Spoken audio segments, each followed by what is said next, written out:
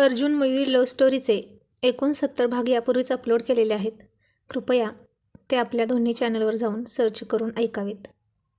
आता अख्खी रॉयल गँग सचिनला फिदी हसत होती. तो मात्र ओशाळला होता, लाजत होता. त्याची खूप वाईट अवस्था करून टाकली होती सर्वांनी. आणि अर्जुनने त्याचे गाल ओढले आणि म्हणाला, अहो सचिनराव, आता कसं वाटतंय?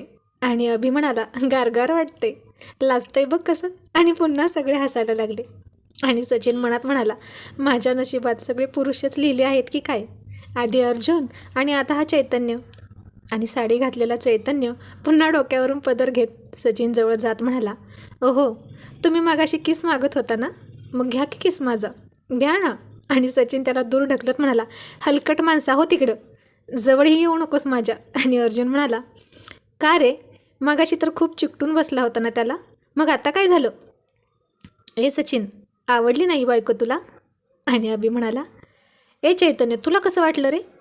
आणि तो लाजत लाजत म्हणाला, ईश्य, आम्ही नाही जा. तसे सगळे हसायला लागले. आणखी जरा वेळ मी माझा चेहरा नसताना दाखवला तर माझं काही खरं नव्हतं आज. म्हणून राहुलला मी बाथरूममध्ये लपवलं होतं. साला आपल्याला म्हणतो की मी घाबरलो आहे, पण बेडरूममध्ये आल्यावर किती रोमॅन्टिक झाला होता माहीत आहे का? जबरदस्ती उचलत होता. मला तर अजून गुदगुल्या होत आहेत. आणि सचिन म्हणाला, मी तर अजूनही लाजतोय, पण तुम्हीच मला प्रोत्साहन दिलं म्हणून मग मी असं म्हणून गोरामोरा होऊन गप्प बसता. आणि चैतन्य म्हणाला, अजून काय काय म्हणत होता सांगू का? आणि सचिनला अजून म्हणाला, नको यार, गप्प बस ना प्लीज. आणि मयुरी म्हणाली, अहो बास झालं आता, पुरे झाली मस्करी, चला मला सगळं आवरू द्या, किती पसारा मांडून ठेवला आहे इथं. आणि अर्जुन म्हणाला, बरं मी करतो तुझी मदत. आणि मयुरी म्हणाली, काही नको, आता तुम्ही कुणीही इकडं फिरकायचं नाही, असं म्हणून तिनं सगळ्यांना बाहेर काढलं. अभि, राहुल, चैतन्य म्हणाले, अर्जुन आता झालंय आमचं काम, सचिनची वाट लावून झाली, आता आम्ही निघतो. का थांबू अजून? होय रे सचिन, तू म्हणत असेल तर थांबतो. आणि सचिन म्हणाला, तुम्ही थांबा, मीच जातो इथून. आणि तो टेरेसवर रागाने गेला, कारण तो इथे थांबला तर ते आणखीन चिडवत बसतील म्हणून. चिडला वाटतं, अभि म्हणाला. आणि राहुल म्हणाला, चिडला तर चिडला, त्याचं बघू परत, आता खरंच निघूया, 10:30 वाजले.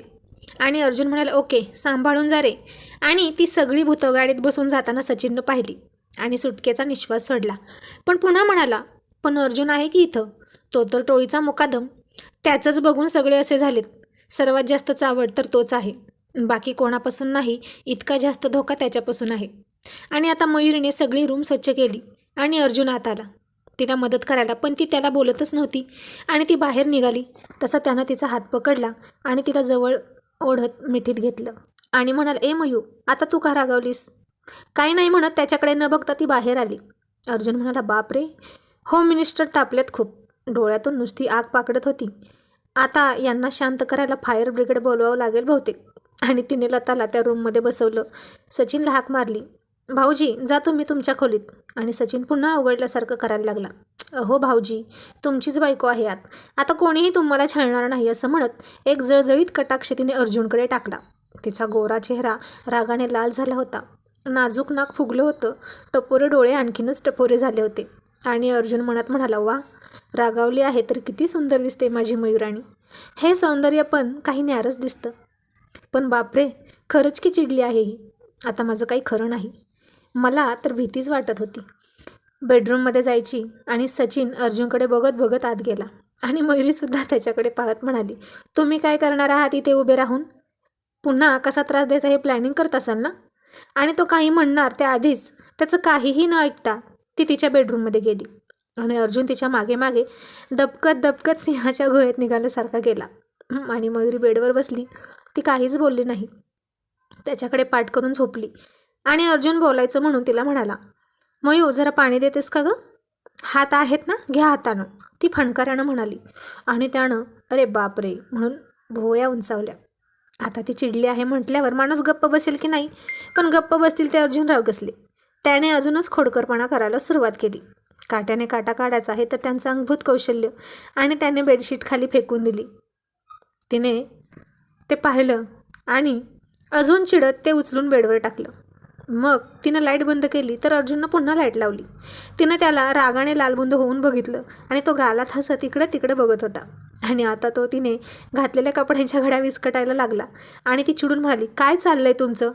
आज सगळ्यांना त्रास देणार आहात का तुम्ही? आणि मग अर्जुन तिच्या शेजारी जात तिला म्हणाला, मयू, का इतकी चिडली आहेस? अगं आम्ही गंमत केली. आणि आता तिच्या तोंडाचा पट्टा सुरू झाला. प्रत्येक गोष्टीत गंमत करावी असा काही नियम आहे का?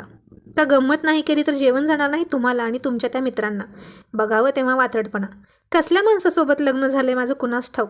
आणि अर्जुन मनात म्हणाला, नशीब माणसाबरोबर तरी म्हणाली, कोणत्या प्राण्याबरोबर झाले लग्न म्हणाली नाही. आणि मयुरी पुढे म्हणाली, यांना कोणत्याच गोष्टीवर गांभीर्य नसतं. या पोटातल्या बाळानं काय शिकायचं तुमच्याकडून? आणि अर्जुन मनात म्हणाला, अजून त्या बाळाला हात पाय मेंदूसुद्धा आला नसेल, मग ते कशाला विचार करेल? आत्ताच किती ओव्हर थिंकिंग करते ना, आणि उगीचच ताणून धरते. केली थोडी गंमत, त्यात काय मग? अर्जुनला हे सगळं तिला म्हणायचं होतं, पण त्याचे शब्द घशातच अडकले. कारण कढईमध्ये फोडणी दिलेली मोहरी कशी तडतड उडते तशी मयुरी रागाने तडतड करत होती. जाऊ दे ना, मी पण कोणाशी बोलते असं म्हणून ती पांघरून घेऊन झोपली. यांना काही फरक पडतो? इतके दिवस सांगून पडला नाही तो आत्ता काय पडणार? म्हणजे मी दगड आहे की काय फरक न पडायला? मलाही फरक पडतो असं अर्जुन म्हणाला. आणि दगडसुद्धा परवडला, पण तुम्ही नाही. अगं पण तो असं तिला काहीतरी म्हणणार, पण ती त्याचं काहीही ऐकून न घेता पांघरून घेऊन झोपलीसुद्धा. आणि अर्जुनचा नाईलाज झाला आणि तोही झोपला. पण झोप कोणाला येते? दोघेही जागीच होते. नुसते या कुशीवरून त्या कुशीवर चाललं होतं दोघांचं. रोज गुलूगुलू गप्पा मारत एकमेकाला मिठी मारत झोपण्याची सवय. हे 4 दिवस गेले विरहात आणि आज असं भांडण. काय करावं त्याला काही सुचेना. आणि अर्जुनने तिला हळूच जवळ घेतलं आणि ती जणू काही त्याचीच वाट पाहत होती अशी लगेच त्याच्या मिठी शिरली. आणि तो म्हणाला, मयू, तुला खरंच राग आला का गं? आणि मयुरी खूप हसायला लागली आणि अर्जुन चक्रावला. मग ती म्हणाली, अहो अर्जुनराव, तुम्हालाच फक्त येते का गंमत करायला? आणि अर्जुन तिला जवळ घेत म्हणाला, माझा रसगुल्ला जरा जास्तच चावटपणा करायला लागला आता. आणि ती म्हणाली, मग बायको कोणाची? अर्जुनरावांची. आणि ती त्याला बिलगून झोपली. आणि त्याने तिला हाताची उशी दिली. तिच्या पोटावर त्याने हात ठेवला आणि मयुरीला आता खूप बरं वाटत होतं. इतक्या दिवस खूप एकटं एकटं वाटत होतं. आता ती पुन्हा तिच्या अर्जुनरावांच्या कुशीत होती. आणि ज्युनियर अर्जुनराव सिनियर अर्जुनराव यांच्यात आता गप्पा रंगल्या होत्या. बरं का पिल्लू, तुझी आई की नाही फार त्रास देते हां बाबांना, आणि तुझं कारण सांगून सारखं सारखं ब्लॅकमेल करत असते ती मला. आता मला सांग, आज केला थोडा चावटपणा तर काही बिघडलं का? सांग ना. अर्जुन असा विचारत होता जणू काही ते बाळ खरंच त्याच्याशी बोलत आहे. आणि मयुरी खूप कौतुकाने त्या गप्पा ऐकत होती. आणि मग अर्जुनच म्हणाला, बघ, बाळसुद्धा म्हणत आहे की बाबांचं काही चुकलं नाही.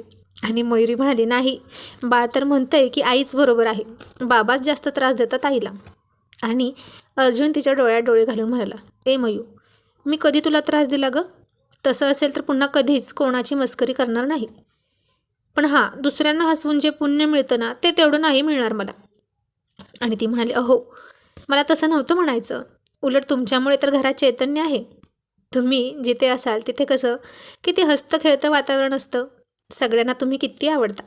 मग अर्जुन म्हणाला, सगळ्यांना आवडतो आणि तुला? आणि तिने त्याचे ओठ ओठात धरून चावला. त्याचा लाल ओठ रक्ताळला आणि ती म्हणाली, मला तर तुमचे हे गोड गोड ओठ आवडतात. आणि त्यानेही तिचा ओठ ओठात घेऊन म्हणाला, आज मी पण तुला बाईट करणार. सारखी सारखी तूच करतेस ना मला बाईट. आणि तो तिच्या ओठांना आता जोरात चावणार म्हणून मयुरीने डोळे घट्ट मिटले. पण अर्जुननं तसं न करता उलट हळूहळू तिचा ओठ चौकत होता. आणि तो तिला इजा करणं कधीच शक्य नव्हतं. तिला साधा खडा जरी रुतला तरी तो कासावीस व्हायचा. आणि आता तीही त्याच्या मिठीत हरवून गेली. आणि इकडे लताला बेडरूममध्ये पाहून सचिन लाजत होता. लताही लाजत होती. सचिन तिच्या शेजारी बसला, पण तिला हात लावायची त्याची हिंमत होत नव्हती. आणि लतानेच त्याची वाट पाहून त्याचा हात हातात घेतला. लग्न झाल्यापासून 5-6 दिवस झालं ती त्याच्या भित्रटपणाविषयी ऐकत होती. सगळे त्याची चेष्टा करत होते हेही ती ऐकत होती. त्याला पहिल्या रात्रीचं टेन्शन येते हेही तिनं ऐकलं होतं. आणि तीच त्याला म्हणाली, अहो, का घाबरत आहात तेवढं? पहिली रात्र आहे म्हणून काहीतरी केलं पाहिजे असं नाही. आपण दोघं आधी एकमेकांना समजून घेऊया, आधी चांगले मित्र होऊया, चालेल? आणि तिचा तो समजूतदारपणा पाहून सचिनला खूप बरं वाटलं. आपली निवड चुकली नाही याची खात्री पटली. आणि आता सचिनने लाईट घालवली आणि तो तिच्या शेजारी झोपला. आणि तिच्याकडे एकटक बघत होता आणि ती लाजून खाली नजर झुकवून झोपली होती. सचिनने तिच्या हाताला हात लावला आणि ती पटकन त्याच्या मिठीत शिरली. तसा सचिन फार शहारून गेला. तिचा पहिला स्पर्श, तोही इतक्या जवळून, आणि त्याला आता तिला मिठी मारण्याशिवाय पर्यायच नव्हता. आणि त्याने तिला तशीच झोपवून घट्ट मिठी मारली. आणि जंगलात वणवा लागून बघता बघता जंगलभर पसरतो तसा सचिन उत्तेजित होत गेला. स्पर्शाची भाषा चालली होती त्यांच्यात. डोळ्याला डोळा, हृदयाला हृदय आणि ओठांना ओठ भिडले आणि त्यांच्या मनातली भीती पळून गेली.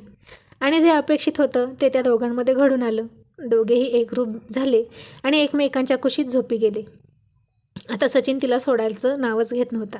आणि तेव्हाही त्याला अर्जुनचं बोलणं आठवलं. एकदा का बायकोचा स्पर्श झाला की मग तिच्याशिवाय झोपूच वाटायचं नाही तुला, असं तो म्हणाला होता. आणि सचिन गालात हसत पुन्हा लताला जवळ घेत मिठी मारून झोपला. आता मयुरीला 3 महिने झाले होते. तिची चोर ओटी भरायची होती. आणि तेव्हाच लता आणि सचिनलाही समजलं की अर्जुन बाबा आणि मयुरी आई होणार आहे. आणि लता म्हणाली, ताई अहो, अशा अवस्थेत तुम्ही किती करत होता आमच्यासाठी. मला तर काहीच करू दिलं नाही तुम्ही. मला आता माझीच लाज वाटत आहे. आणि मयुरी म्हणाली, अगं त्यात काय एवढं, आणि लाज का वाटून घेतेस. तू माझ्या लहान बहिणीसारखी आहेस. नवी नवरी आहेस तू, मग तुझे लाड नको का करायला. का आल्या आल्या लगेच कामं सांगू तुला. आणि लता म्हणाली, पण आता तुम्ही अजिबात कशालाही हात लावायचं नाही, कळलं. लतानं तिला प्रेमळ दम दिला. आणि मयुरी मनात म्हणाली, खरंच सचिन भाऊजींना घरचे नाही पण बायको मात्र छान मिळाली. देवाला सुद्धा काळजी होती त्यांची. आणि सचिनने अर्जुनला मिठी मारत त्याचं अभिनंदन केलं आणि म्हणाला, अर्जुन यार आता तू बाबा होणार, मला तर विश्वासच बसेना. खरंच खूप छान बातमी आहे, तुझं अभिनंदन.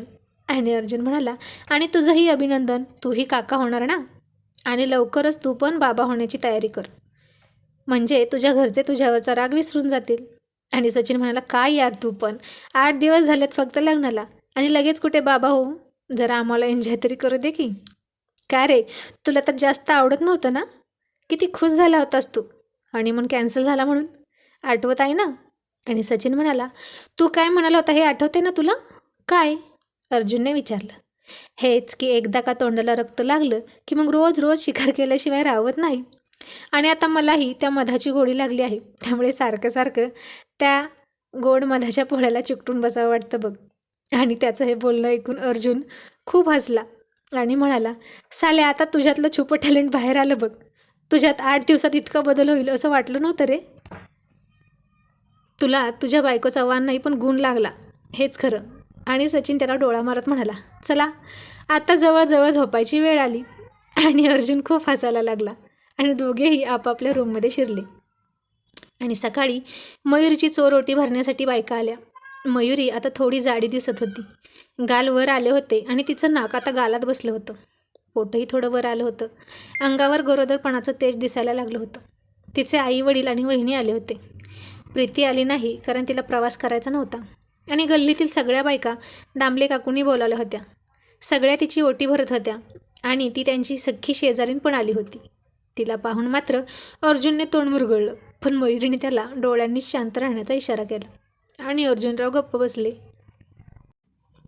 सचिन अर्जुन त्यांच्या बेडरूममध्ये बसले होते आणि लताला पाहून सगळ्यांच्या चेहऱ्यावर प्रश्नचिन्ह दिसत होतं. अगं मयुरी, ही कोण आहे गं, नवीनच लग्न झालेलं दिसतंय. आणि लता थोडीशी लाजली. मग मयुरी म्हणाली, यांचे भाऊ आहेत ना, त्यांची बायको आहे ही. आत्ताच लग्न झालं आहे म्हणून आलेत आमच्याकडे थोड्या दिवसांसाठी. आणि सगळ्यांचे प्रश्न बंद झाले. आता सगळ्या बायका गेल्या आणि मयुरीची आई म्हणाली, काय गं, कोण आहे ही, खरं खरं सांग, कोणता भाऊ आहे जावई बापूंचा, मला तर माहीतच नाही. आणि मयुरीने तिला सगळं खरं खरं सांगितलं. आणि तिची आई म्हणाली, जावई बापूंना पण ना नसत्या उचापत्या करायची सवयच आहे. काय गरज आहे का दुसऱ्यांच्या भानगडीत नाक खुपसायची. यांच्या घरचे जर तयार नाहीत तर यांना काय पडलं होतं पुढं पुढं करायचं. आणि मयुरी तिच्या आईला म्हणत होते, अगं हळू बोल हळू बोल, यांनी किंवा सचिन लता यापैकी कोणी ऐकलं तर काय वाटेल त्यांना. पण तिची आई बडबड करतच होती. आणि अर्जुनने ते सगळं ऐकलं आणि त्याचं डोकं सरकलं आणि मयुरी फार घाबरली. अर्जुन तिच्या जवळ आला. आता अर्जुन आईला काहीतरी म्हणेल की काय, आणि आईही अर्जुनला काहीतरी बोलेल असं तिला वाटलं. कुणीही कुणाचा का अपमान करेना, पण वाईट तर मयुरीलाच वाटणार होतं.